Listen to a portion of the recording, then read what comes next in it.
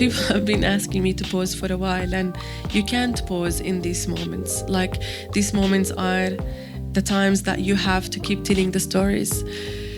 And the stories not only for Palestinians, to be very honest, we know the stories, but for those who don't, and for those who I see every year, since I came to Australia, more and more people know about Palestine, and more people came and supported and listened and shared their experiences.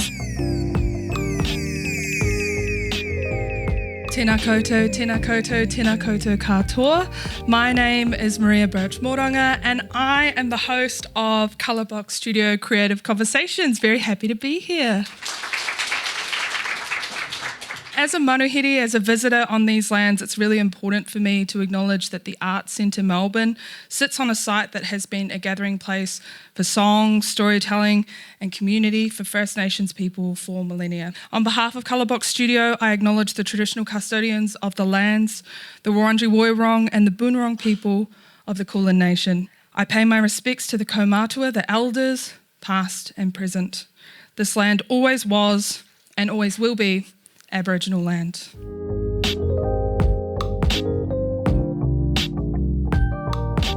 Hi, I'm Maria. Hello, so nice to meet you. How are we feeling? Oh yeah, we feel good. Yeah, good. A little bit cold. I am your host for this evening. I feel so honoured to be here. A little bit about me before we jump into the event. I am from Aotearoa, New Zealand, and I'm really grateful to call Naarm home now. I am a visual artist, a facilitator, obviously, and one of the co-hosts of Being Biracial podcast. As an artist, I have had the pleasure of being interviewed by Colourbox Studio for their online artist interview series. Colourbox Studio was founded by Amie Batalibasi. Say hello, Amie. There she is. Colourbox Studio was created with the aim to amplify diverse voices of creative storytellers and filmmakers, and that's exactly what we're here to do tonight. Aseel Tayah is an award-winning Palestinian artist, creative director and cultural leader who uses her practice to advocate for artists of colour, mothers, children and young people. Her work focuses on identity and culture sharing, changing the world one project at a time. Aseel works globally using the power of storytelling to create awareness, facilitate connections, and humanise the experiences of people who have been displaced. Her work is embedded in the community and often highly responsive to current issues of war and crisis. She's also the artistic director of Bookje, her signature project that grew to be a movement for many around the world. Bookje began as a one-off weekend event in 2017 and has grown into a significant collective of culturally diverse artists from refugee communities presenting public events, school workshops and corporate programs across Victoria. I'm really honoured to be speaking to Aseel tonight. Can we welcome her to the stage?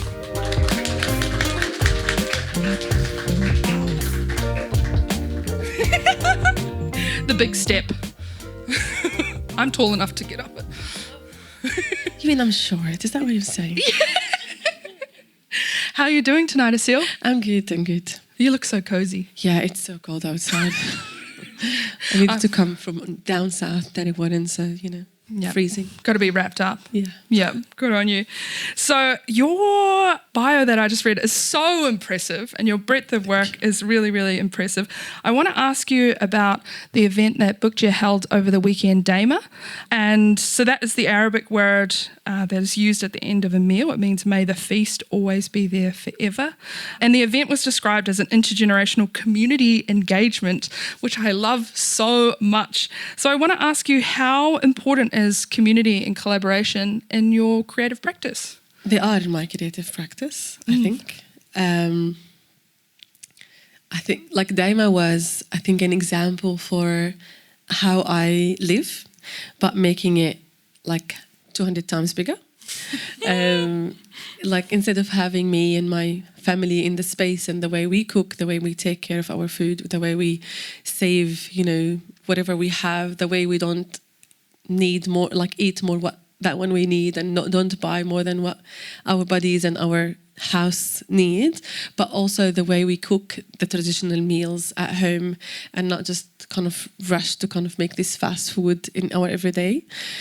But that's kind of making bigger to invite all the Palestinian families that recently came from Gaza to actually be our hosts instead of being our guests, to come in the space and feel welcomed enough to kind of cook for people and enjoy that space with everybody, that I think it could have taken them way longer without bringing them to these events.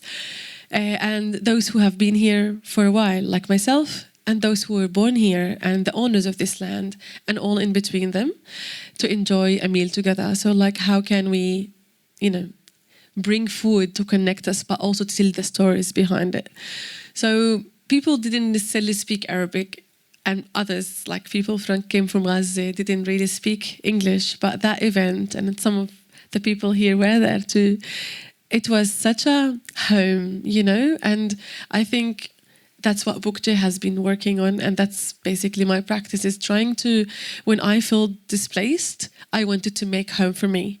And home was the people and the food and the smells and everything that reminds me of Palestine. And I think Daima is just one more event of what home means, just kind of to bring people together. That is so beautiful. I love that in sharing food and sharing community, that you call it art, because people are so hesitant to call those everyday things and recognise the beauty in them. So that really warms my heart, and I really identify with that as well. A follow-on question that I want to ask from that, I think that you kind of touched on, is how does being Palestinian and part of the diaspora, how does that inform your creative practice further? I think I will have the same answer. It's actually my creative practice too. I don't know how to, separate from my identity and my practice. I didn't study, I studied Bachelor of Art, but I'm not making any of that. I studied visual art, and whatever I'm making is so far, but so related. They taught me how to kind of fuse ideas to kind of make things, but making, vine leaves is an art. Come on, isn't it art or not? It's the best art. It's double delicious art. So, when you do that, when you're really bringing these kind of connections. I studied pharmacy. Not many people know that about me. What? And I keep saying that it's the magic. When you put two chemicals and something happen and something healing happen. I think that's the only thing I took from pharmacy. And nothing for me. But that's the kind of one way that I bring people together and things happen. And ingredients make that, and people and good people make that, magical things happen in the space. So with all of that and being Palestinian, and now I'm feeling I'm not the only one, and I've never been the only one that is bringing Palestine as, my practice, as my own identity and my own cause to fight for. It makes my fight maybe less hard with a room full of people that is doing it and a city full of people that is doing it. Really, within this kind of mic, I would love to say huge thank you for Melbourne to make me being Palestinian way easier, with looking everywhere and seeing people wearing their kufiyas and having that side of phew, some people here know me, and they might not even know who I am, but they might share that passion towards freedom and liberation and human rights. And that's what kept me going, regardless of all the long list of people that are fighting this same identity, but they don't mean to me. I know that I have my people, and suddenly it's not only the Palestinian born or diaspora Palestinian or Muslims or Arabs, my people. Every person that ever stood in the streets and said enough for this genocide have been becoming my people. So it has been this identity as a Palestinian merged with being an identity of a Melbourneian woman of color standing in the streets with her people, and they become as Palestinian as they can be, So it's making it easier, basically, just to do that when you have these people around you. That makes me so happy. I feel like one of the things that, we chant at the rallies is, in our thousands and our millions, we are all Palestinian. And I love to scream that on the streets because it really does, feel true. And as an Indigenous person myself, I stand very heavily in solidarity with this Palestinian people. I'm wondering if you feel like it's your responsibility as part of the diaspora to make as much noise in the spaces that you are about the cause. Do you feel a responsibility to it, or is it just an innate thing that comes from you? I like noise. Don't you know that I do? There's nothing better than noise. In the first few years of my work in Australia, I was just saying hello to people, like, hey, that's who I am. I'm trying to figure out what's life looking like in Australia. But then when I saw that so many of my people are not heard, and my people, as I said before, it's not only the Muslims or Arabs or Palestinians, but really people of color, refugees and asylum seekers that come here and have no idea what is life looking like. Language-wise, I came here with very basic English. So imagine, like, if I couldn't do that, then it meant that so many people that come here and still suffer from lack of strength of language, they will be in the same place. So noise is needed when you knock the door politely and again and again, and then you have to just take that door out because, otherwise nothing can happen. Yeah. So I'm known for loving to take doors out, basically. So that's why, I think noise is really needed. And in the streets, I actually do the opposite. I sing those chantings. I kind of take it into the other side. Those who don't really want to hear our chants, they have to, because they actually stop to listen to it instead. So that's kind of the power where art comes to be that very soft touching space instead of, kind of just chanting. Yeah, doesn't always have to be harsh. Yeah. Yeah, exactly. Yeah. What does music mean to you? Because you have a beautiful singing voice. It's my tool, Maria. It's my tool. I think it's... I never really called myself a singer. People laugh at me when I say that, but I honestly never did. Look, did she even mention that I'm a singer in that long bio she read? No, I never... Just saying. But I just love using it to touch people's hearts. I actually enjoy making people cry. Oh no. No, but it's for good reasons. I'd love people to know and hear my stories out, hear them with their hearts, not just with their ears. And it just has been my tool to kind of, tell those stories. When I say something and then add it with a song, whatever I say, it kind of just make the song make that space to the heart to kind of go in deeply and sit there and never leave. And that people start associating these songs. Now so many people know the songs I sing in the rallies, in the streets, in what is it? And they ask me for the lyrics and they start trying to memorize it because that become part of history for them, not because it's my voice, but because of the meanings of what that made them feel in that moment and how that is needed for their own fight for freedom and fight for liberation for themselves and for Palestine, as they are connecting their liberation to that into one space. So that makes a huge difference for people. So I will not stop singing, but I will never call myself a singer. I'm a storyteller, and that's kind of my voice, And I think singing is a form of storytelling. Exactly. Yeah. You do have a beautiful voice, though. Every time I hear it, it's so gorgeous. When you are planning a project or something that you do, who do you have in your mind that you're creating for? It depends. When, most of the times, is that those who were not born just yet.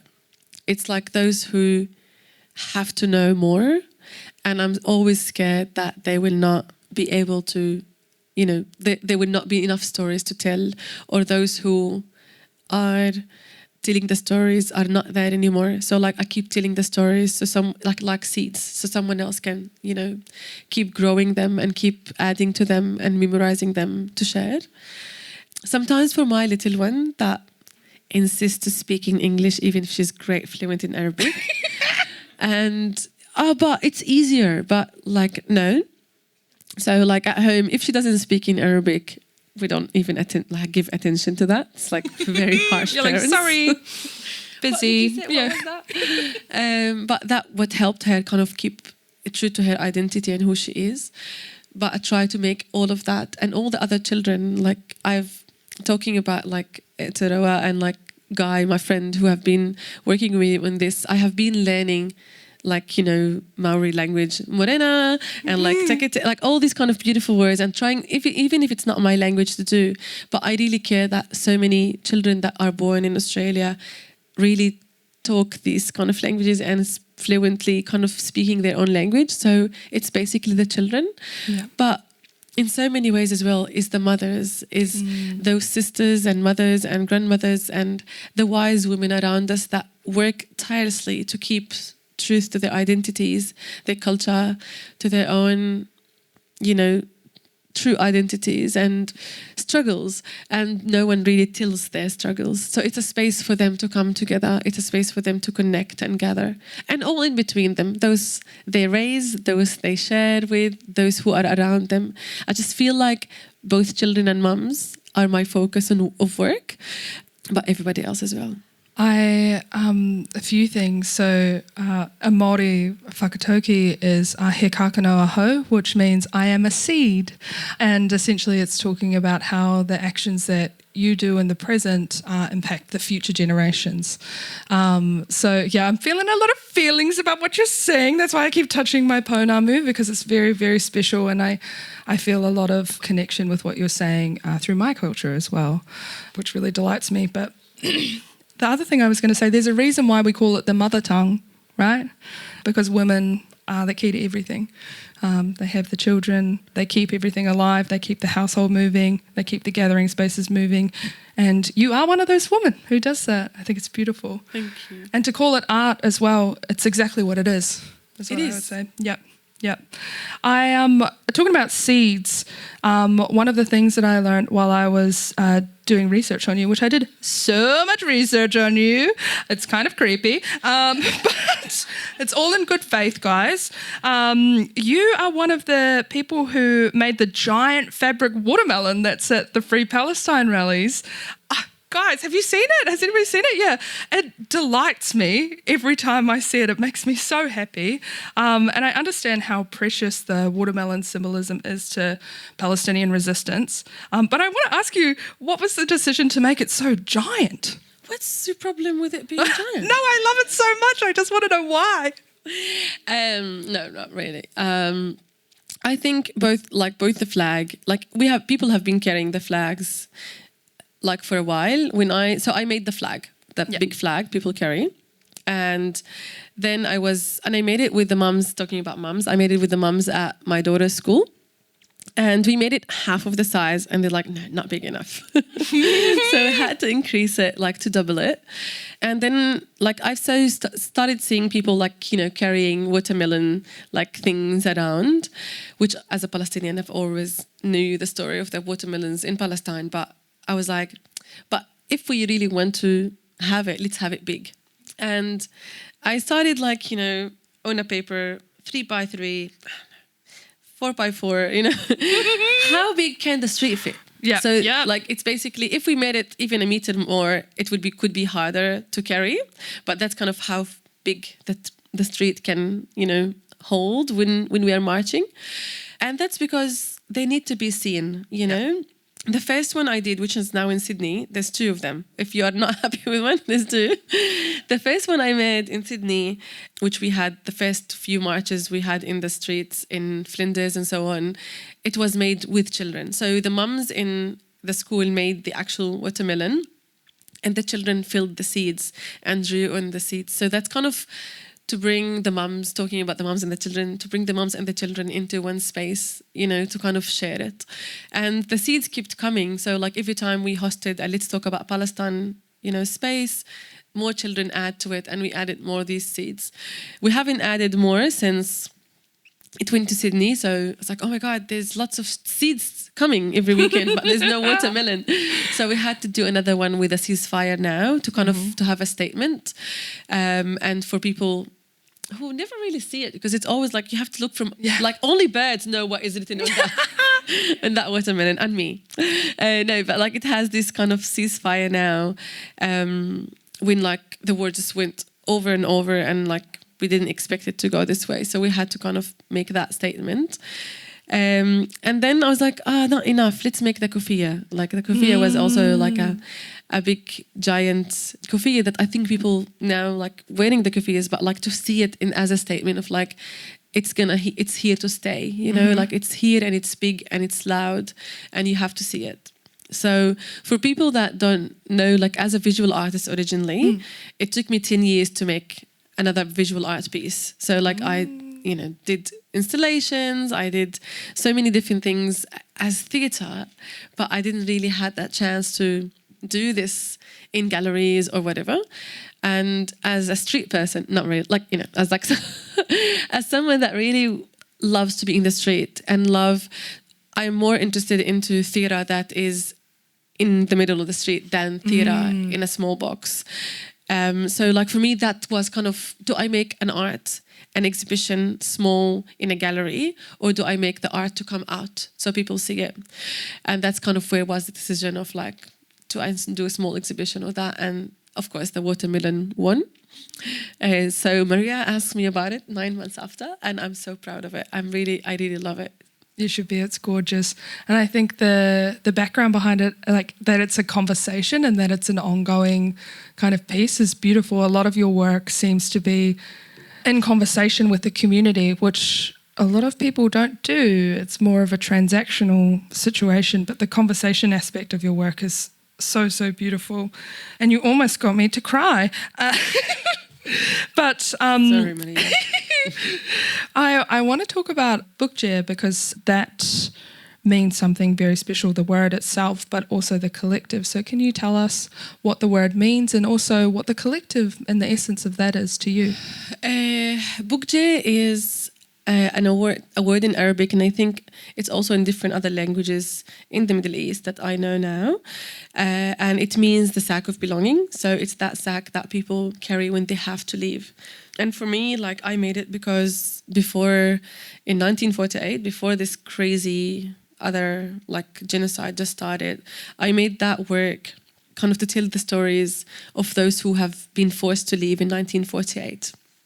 And every time I did it first at Footscray Community Art Centre. I did a small exhibition there, and I asked people, what would you do if you have to leave your homes? And like, what does that look like to you? And then slowly, like I've done different things. One of the exhibitions that started at, Bukje's performances is in 2017. And like, I kept asking, like, I need to have an organization. And every time I will look away from Bukje, because it was the show name, like people say, but it's you. And every time, like, you love it. It's like your story. It's what you are so passionate about. You care about refugees and asylum seekers. That's where you're focused on. Why don't you call it Bukje? And I had a mentor there, like, kept pushing, like, Aseel, you have to. That's your story. And I put aside all the other names. I was like, okay, it has to be what it is. And that's where my passion is. And it started really with a small one-off project that every time I was like, what else? As you said, like children and mums come. So after the tent show, we had a refugee tent show where refugees, artists shared their own stories and poetry and music. And then what else I'm very passionate about, it was like, my daughter was like really just born, and I wanted her to learn First Nation songs. Like everything that was around me was English, twinkle, twinkle, songs. And I was like, where is the First Nation? Why aren't our children learning the land lullabies, not, just English ones? And that's where I worked with First Nation friends to kind of bring that together, and another show. Well, about land, we have so much in common with First Nation. Let's talk about Palestine and Naarm as a space where like we talk about land. And every time it was another thing, but I always found that there was always a First Nation presence. I went to it for also collaborations there and here and so on. So like we bring the First Nation communities together to bring those stories and highlight them.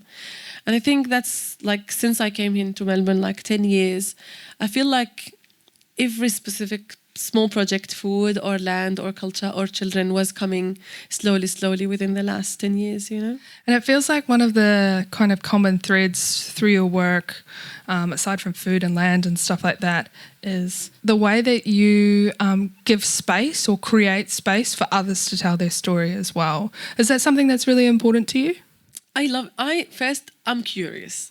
So like, you know, I don't know about you guys, but every time my parents drove as a child, I would look at other people in the cars and I would say, what are they talking about? So nothing to push my nose in there, but like, what are they fighting about? Or what is the song that they're listening to? Or whatever. Like, you know, closed cars are so kind of like getting, you know, people to get imaginations. And I always really was curious, never asked, but, you know, this curiosity of like what things are. But when I came to Australia 10 years ago, I was really curious about what brought people here. This is not their land. So what's their stories? Why their skin are different? Why their hair is different? Why like every small different detail of people interests me personally. Yeah. And I cannot ask it, but I will allow that space to happen so people can share what they feel like sharing. And that's kind of a space. You are a gentle interviewer, but you know how people kind of just come to specifically refugees and asylum seekers' life like this, and that's kind of really not. And they want them to say the stories they want to hear, and to kind of push them into kind of boxes that are not really the strength and the beauty and the power, but the poor and the kind of needed and the stressed and and which exists, but we are way more. Yeah. So by creating that stage that's really reflecting the people that you are fighting for and allowing them to just be and breathe their stories slowly with their sights and with their dishes and with their voices instead of with what the others want to hear is kind of what I of course experienced firsthand of like, you are a refugee, come and tell us whatever, or you are a Palestinian, you know, so I just wanted to get away from that and allow that space just to happen naturally and beautifully with people of color with the same first, you know, life experiences or similar, and with the respect to what we can and can't share, you know, so yeah. I think it's really important that people tell their own stories instead of having their stories be told for them, because it ends up being a bit yucky, doesn't it? And so many stories were told only in English in so many ways. And like, I insist 10 years after talking about singing that I never sing but in Arabic, and you don't understand, it's your problem. Like, you know, sorry, but, you know, go and learn another language for God's sake. You know, like, you got me. No, but really, like, you know, a few of the team members have never, like, until they started working with us and, you know, being in those stages, they didn't even sing in Arabic or in their own language. They always shied from bringing that part of their identities. And that's a problem in this culture, in this country specifically. You need to speak this language, you need to dance in this specific way, you need to bring this specific art, so you are acknowledged, welcome, supported, funded, blah, blah, blah, and the long list. And that's, let me not like stay polite in this space, that's just not right, you know? No. And that's not how art should be. Art, as we just started this conversation, is living, and it should be happening the way we do in every single day, and then bring it to the stage as pure, as authentic, as strong, and as, you know, real to what we are. And it doesn't happen enough in Australia. It almost doesn't happen, you know? So that's kind of the power of these conversations that we have to kind of just keep pushing. And that's why it's important to create these stages, you know? I feel like in this culture, assimilation is what we're supposed to do. We're supposed to fall in line and be quiet and, you know, try and fit in as much as possible. And I really admire how your work does not do that proudly. I don't know how to do that, Maria. I swear I tried, right? I tried. It was like, I think this culture is so dominant in that way that try to make you part of them. And then what's the point? Like, everybody will be the same. And what is the point of making different art, unique one, if you're just becoming to please those who are, waiting for you to do that, and unfortunately it happens with lots of people that they have to do that. And it's hard for me to blame them, because we as artists, we need to survive and we need to do these stuff, but we also need to kind of make these decisions about our own identity and stand behind them and be role models for the children that coming after us, that would love to share something in their art and in their culture and their people, but they would not be able to because of this dominant monoculture that need to be crushed into pieces and put together with other cultures to make a beautiful vase. At the moment, it's not for us, No. You speak so beautifully, Aseel. I'm so honoured to be up here with you. One of the things, I feel like a through line through our conversation has been that your art and your activism, the Venn diagram is a circle. They overlap very, very heavily. So I wanted to ask you, how do you view making art and being in community in times of crisis? Because obviously the genocide is happening and it's horrible. Is it more important than ever? Definitely. Definitely. People have been asking me to pause for a while, and you can't pause in these moments. Like, these moments are the times that you have to keep telling the stories. And the stories not only for Palestinians, to be very honest, we know the stories, but for those who don't, and for those who I see every year, since I came to Australia, more and more people know about Palestine, and no more people came and supported and listened and shared their experiences. I was in Colac, and one of the ladies that came to watch one of the shows I did there her dad was welcomed as a refugee in Palestine himself. And she said, when things happened, I know the story of Palestine through my dad. He's not in this life at the moment, but these conversations, they bring these things, the more you share the stories, the more people come to you and reflect on their own. But you also know that people will leave that room and say, I have to tell this story to someone else. Or the next time there's a Hakima, I'll make sure that people are there, or whatever, there's a show. I know that the children in the streets who I meet, and in the first maybe 3-4 months or 5 months, I've been, doing face painting on children's faces, every workshop, every rally. And these children now became, I know them. Now that when I lived overseas for a month, I could see them tagging me. They make it at home and they're tagging me, Auntie, I made my own, or whatever. I don't even know the names, but they are now the next kind of generation to kind of tell these stories. None of them is actually Palestinian. It's for my daughter that, of course, is so tired when she goes to the rally to walk for an hour, yet she does it. And she held the mic for the first time last week and chanted in the streets saying, why it's important for her.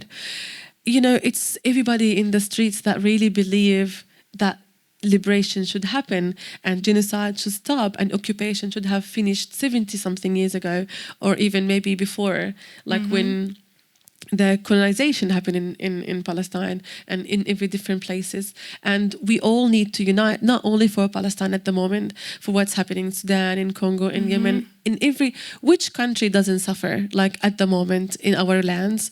And then, of course, yet we are still being called the terrorist when we have lost literally everything.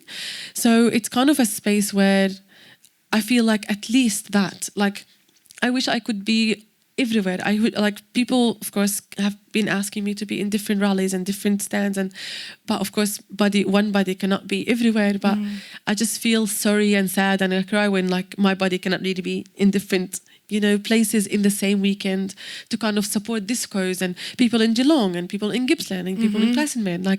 This country have been amazing, and the people, I was talking to my partner, that it has never been in the last 10 years for me in Australia that protests have been every single weekend. And I hate calling it just a rally. It's a protest, guys. Yeah. Sorry. But I'm not used to rallies back home. We only do, we just protest because it's an anger, as someone that was born and raised in Palestine. So unlike so many people, I was born there. It's my home, home. That's where my parents are. This is where my friends are. This is in the first month of the if there were, I've lost so many of them and kept losing. It's not a story I watch from far, it's me. And if I was a whole, picture, Maria, there's lots of pieces of those puzzle either broken or missing. And I don't think any lifetime will ever bring those pieces back. So if you make art, if I ever made art for anything, I want to make art for those left pieces that just can keep telling the stories, and for all the missing pieces that people lost, and missing humans, and missing everything. Like, this dress takes years to make. Imagine how many just of that is missing now in Gaza. Forget about everything else. Just focus on how long it takes a woman to make one dress, and how many of these dresses are lost. And how many women have, spent hours and hours awake to make sure that their children have studied for the exam, they're ready for the next morning, they're this, they're that, and their children are now gone. So how many women worked all their lives to build one house for 70 years. So when they retire and there's nothing to do, they have a safe space. And where are they now? In a tent. And imagine for million years that you could even just feel what is it life for them at the moment. Honestly, I cannot even imagine. I couldn't speak on behalf of Palestinians 1 year after I came to Australia, because how dare I? I am in a different situation. I'm more privileged at this moment to be safe. Even if I was a fighter a month earlier, I couldn't, because I now live in a different safety space that I cannot really reflect my people's pain, let alone 10 years after, and in this here and what is happening in Palestine. So all I could do really is use my art to kind of advocate for them as one part of their this nation, and just make it always relevant to kind of fight for it, until all of us are free. None of us is free,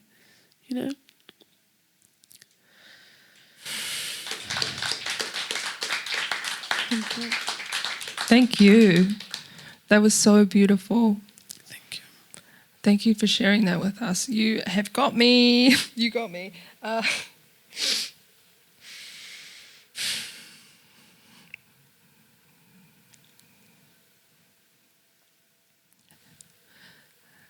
The noise that you make, the seeds that you plant, everything that you are doing, living, showing up in this beautiful dress today and sharing your art and the process that you use to make that. I feel so, again, I've said it before, but I feel so honoured to be having this conversation with you. And I have one last question. And that question is, what is next for Aseel Tayah? I don't know. I don't know, but maybe one thing I know, that this is one of the last conversations for me on this land, and that I was walking here before coming and just enjoying this night, beautiful, even if it's freezing. We love you, Melbourne. And drove to the city to one of the rallies in such a sunny day, and I said to my partner that I never thought I will call any place but Jerusalem, where I was born, home. And I cannot believe I'm calling this place home. And I just love it so much. But I'm tired. Every single bone is exhausted. And partially because, I go back home twice a year. But with my activism, I cannot at the moment, because I cannot trust this. If they destroy a city, I don't know what kind of part of me they will destroy if I go, and if they let me in, and if I do get in, if they let me out. So I'm keeping away. But I want to, if I go twice a year, I tell people I work in Australia, go and fill myself with good energy in Palestine and come back. But after a year of being away from home, there's nothing that have filled that battery. And I just feel like I need to get closer, but I cannot really. Maybe to Jordan to breathe and go back. But I just have to pause before I really burn. And it's hard because no one really believes I'm going in a break. but everybody called me a liar when I say so. But I'm honestly like, I'm just gonna having a pause and just to breathe and re-energize, refill, whatever that word is, because I don't know it. I haven't been in a break for 20 years. So it's kind of like after 20 years of this, I just need to, I'm not going to tell you how old I am. But after 20 years without a break, I really feel like I just need to have a pause to kind of write about this whole beautiful 10 years in Australia journey, to kind of reflect the beauty that I have lived, the challenges. I don't know what is next, but it's definitely kind of going to be better, going to be more beautiful, bigger than that watermelon. But I'm actually enjoying the unknown. Like I'm enjoying that I can, as an adventurous kid, I would love to know that I don't know what is going to happen. I think I got too comfortable in Melbourne. I think everything's happening the way I want it now and like, let's go somewhere else. No, I don't. But it's kind of, I feel like I am sad. I'm not really excited about going. I will miss it and I will cry a lot. But I have to go for family reasons. And I feel like it's okay to kind of think about what else is happening and come back again. Like I have my roots here. Bookchair is here. My team is here. Lots of projects are going to happen here too soon. I'm just myself and all me need to kind of pause and rest a bit before the next journey. So I really don't know what is, I'm hiding nothing, honestly. I'm too transparent, but I really kind of just don't know what's going to happen. Hopefully a nice rest for you. I really hope so too. Thank you so much, Aseel, for this beautiful kōrero. I feel so lucky to have it. Can we all give it up for Aseel? Thank you very much. Wait, give me a hug first.